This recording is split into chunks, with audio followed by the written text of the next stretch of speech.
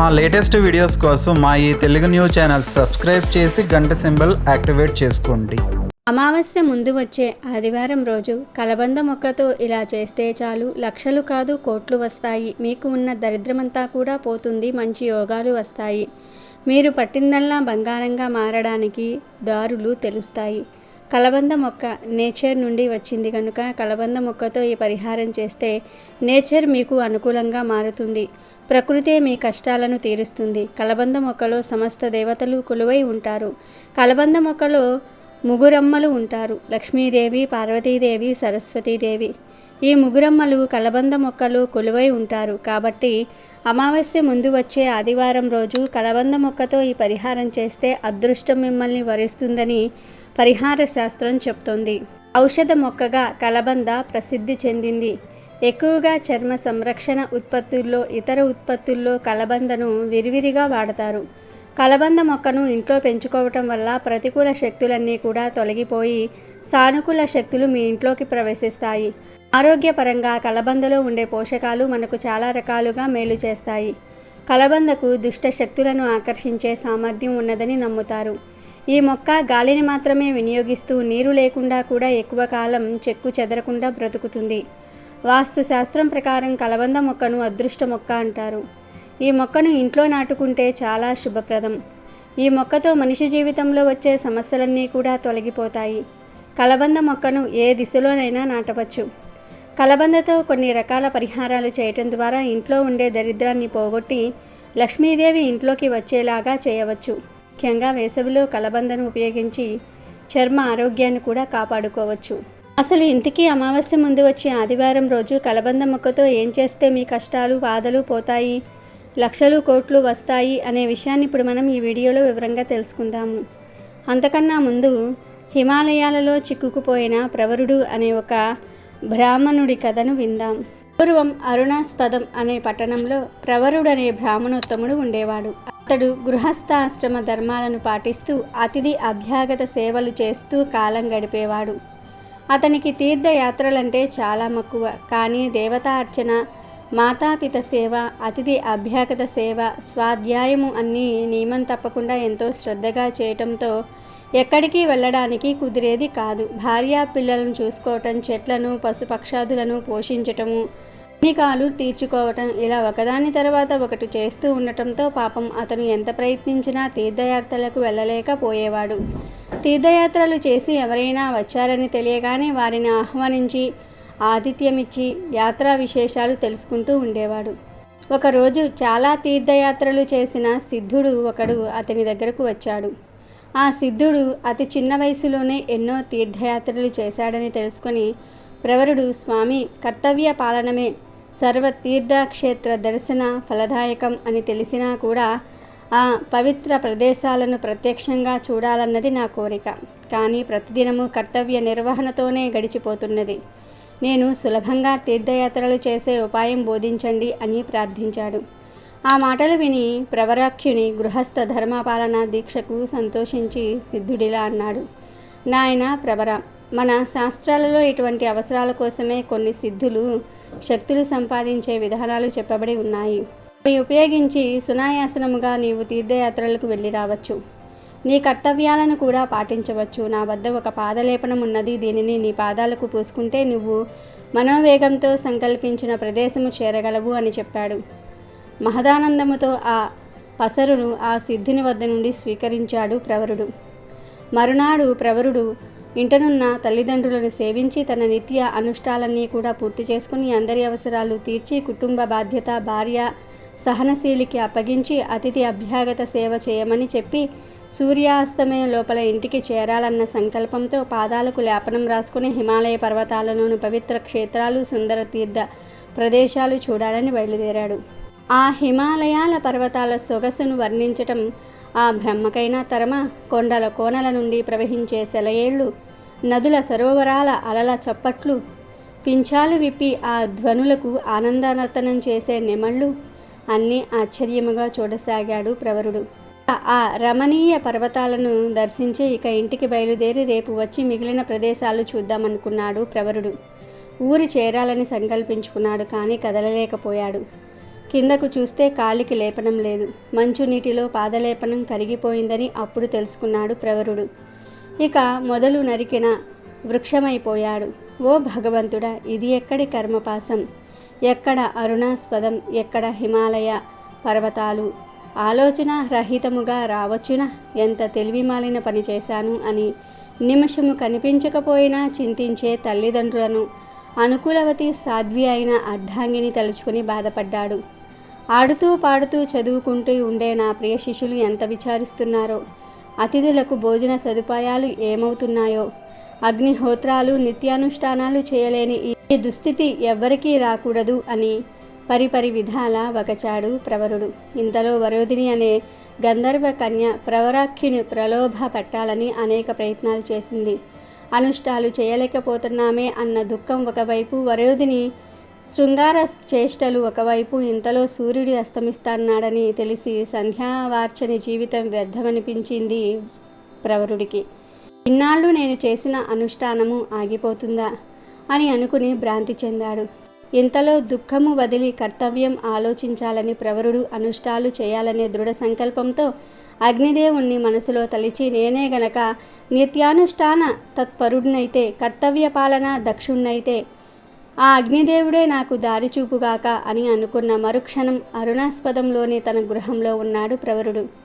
కర్మ సాక్షి అయిన ఆ భగవంతుడికి నమస్కరించి అనుష్ఠాలు చేసుకొని ఇంటిల్లపాదిని ఆనందింపపరిచాడు ప్రవరుడు. ఈ కథలోని నీతి ఏమిటి అంటే, నిత్య కర్మలను, కర్తవ్యాలను మనసా వాచ కర్మన ఆచరించిన ప్రవరుడిని రక్షించి అతని నిష్టకు అంతరాయం కలగకుండా కాపాడినాడు భగవంతుడు. ధర్మో రక్షితి రక్షితః అన్న సూక్తికి ఇంతకంటే నిదర్శనం ఉంటుందా? గృహస్థ ధర్మాలేంటో ఈ కథలో ప్రవరుడు మనకు చక్కగా చూపించినాడు. దేవతా అర్చన, మాతాపిత సేవ, అతిథి సేవ, పశుపక్షాదులను వృక్షములను కాపాడటం, స్వాధ్యాయము అంటే శాస్త్ర పురాణ పఠనం విడవకుండా చేసి ఋషులకు కృతజ్ఞత చూపించటం ముఖ్య కర్తవ్యాలను చూపినాడు. ప్రవరుని మనోనిగ్రహం అసామాన్యం. సౌందర్యవతి అయిన వరోధిని ప్రలోభాలను పట్టించుకోకుండా కార్యోన్ముక్తుడైన ప్రవరుడు మనకు మార్గదర్శి. ఇక వీడియోలోకి వస్తే, అమావాస్య ముందు వచ్చే ఆదివారం రోజుకు అంటే బహుళ పక్షంలో వచ్చే ఆఖరి ఆదివారం రోజుకు ఎంతో శక్తి ఉంటుంది. ఈరోజు ఎటువంటి పరిహారాలు చేసినా అద్భుత ఫలితాలు వస్తాయి. ఇటువంటి శక్తివంతమైన రోజున చక్కగా ఒక మంచి కలబంద మొక్కను తెచ్చుకొని దానితో ఒక పరిహారం చేస్తే చాలు, మీ సంపాదన విపరీతంగా పెరుగుతుంది. లక్షలు కాదు కోట్లు వస్తాయి. ఆర్థిక సమస్యలన్నీ కూడా పోతాయి. అసలు ఏం చేయాలి అంటే, ముందు ఒక కలబంద మొక్కను వేర్లతో సహా తెచ్చుకోండి, బయట నుండి తెచ్చుకోండి. కలబంద మొక్క పెరిగినప్పుడు పక్కన పిలకలు వస్తాయి. ఆ పిలకలను అయినా సరే వేర్లతో సహా తెచ్చుకోవచ్చు. ఇలా చిన్న కలబంద మొక్కను తెచ్చుకొని తడి వస్త్రంతో దుమ్మేమీ లేకుండా నీట్గా తుడవండి. అలా తుడిచిన తర్వాత ఈ కలబంద మొక్కకు పసుపుతో బొట్లు పెట్టి ధూపం చూపించండి. ఆ తర్వాత ఈ కలబంద మొక్కను చేతిలో పట్టుకొని ఒక్కసారి ఇల్లంతా తిరగండి. ఇంట్లోని అన్ని గదుల్లో తిరగండి. అంటే కిచెను, బెడ్రూము, హాలు, చివర్లో బాత్రూమ్ కూడా అన్ని గదుల్లో కూడా తిరిగిన తర్వాత ఆ కలబంద మొక్కను తీసుకొని మీ ఇంటి బయటకు వచ్చేయండి. 7 సార్లు మీ ఇంటి చుట్టూ తిరగండి. ప్రదక్షిణలు చేసినట్టుగా ఇంటి చుట్టూ తిరగండి. అలా తిరిగే వీలు లేకపోతే ఆత్మ ప్రదక్షిణ 7 సార్లు చేసి ఆ తర్వాత ఈ కలబంద మొక్కను తీసుకుని వెళ్ళి మీ ఇంటి పెరట్లో కానీ, మొక్కలు పెంచే ప్రదేశంలో కానీ, ఖాళీ స్థలంలో కానీ ఈ మొక్కను నాటి పెంచండి. కలబంద మొక్క నాటే ప్లేస్ లేదు అనుకునేవారు ఒక కుండీలో కానీ, డబ్బాలో కానీ ఈ కలబంద మొక్కను నాటండి. ఇలా ఇల్లంతా తిప్పిన తర్వాత మీ ఇంటి ముందు కలబంద మొక్కను నాటితే ఆ కలబంద మొక్క మీ ఇంటిని కాపాడుతుంది, మీ కష్టాలను తొలగిస్తుంది. మీరు ధనం కోసం వెతికే పని లేకుండా ధనమే గాలిలాగా మీ దగ్గరకు వచ్చేటట్లు చేస్తుంది. అంటే ధనం గాలిలో ఎగురుకుంటూ వస్తుందని కాదు, మిమ్మల్ని ధనవంతులుగా మార్చే అవకాశాలు వెతుక్కుంటూ వస్తాయని అర్థం. అంతేకాదు ఈ పరిహారం చేయటం వలన మీ ఇంట్లో ఉన్న నెగిటివ్ ఎనర్జీ, నరదృష్టి, నరఘోష అన్నీ పోతాయి. సంపాదన విపరీతంగా పెరుగుతుంది. చీకటి పడకముందే ఈ పరిహారం చేయాలి. కనుక మీరు కూడా అమావాస్య ముందు వచ్చే ఆదివారం రోజు కలబంద మొక్కతో ఇలా చేసి సంపాదన పెంచుకొని సంతోషంగా జీవించండి. రేపు అమావాస్యకు ముందు వస్తున్న ఆదివారం ఎన్నో అద్భుత శక్తులను కలిగి ఉంటుంది. అయితే ఈ ఆదివారం రోజు నీటిలో ఈ పొడి కలిపి గుమ్మం బయట చల్లితే అధిక డబ్బు సంపాదించే యోగం కలుగుతుందని పండితులు చెప్తూ ఉన్నారు. మరి నీటిలో ఏం కలిపి గుమ్మం ముందు చల్లాలో ఇప్పుడు మనం ఈ వీడియోలో తెలుసుకుందాం.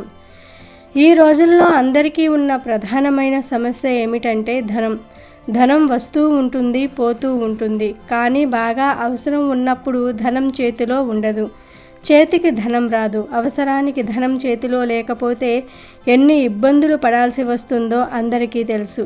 ఇలా కాకుండా మీ అవసరానికి ధనం చేతికి అందాలంటే అమావాస్యకు ముందు వచ్చే ఆదివారం రోజు శాస్త్రంలో చెప్పిన కొన్ని పరిహారాలు పాటించాలి. ఈ పరిహారం పాటించారంటే లైఫ్లో ఎప్పుడూ ధనం అవసరం వచ్చినా వెంటనే ధనం చేతికి అందుతుంది. ఎవరో ఒకరు సహాయం చేస్తారు. మరి ఏం చెయ్యాలి అంటే అమావాస్యకు ముందు వచ్చే ఆదివారం మాత్రమే ఈ పరిహారం చేయాలి.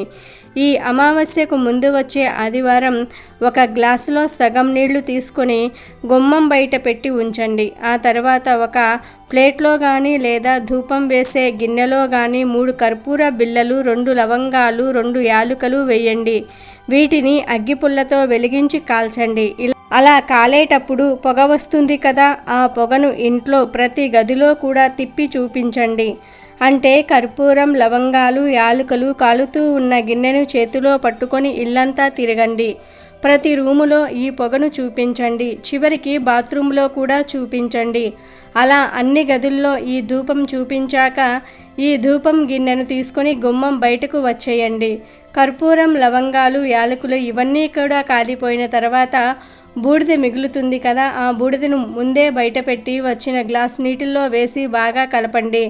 అలాగే చిటికెడు పచ్చకర్పూరం కూడా ఆ నీటిలో వేసి అన్నీ బాగా కలిసేలాగా కలిపేయండి. ఆ తర్వాత ఈ నీటిని మీ ఇంటి ప్రధాన ద్వారం గుమ్మానికి కుడివైపు చల్లండి. అలా చల్లేటప్పుడు లక్ష్మీదేవిని మనసులో తలుచుకోండి.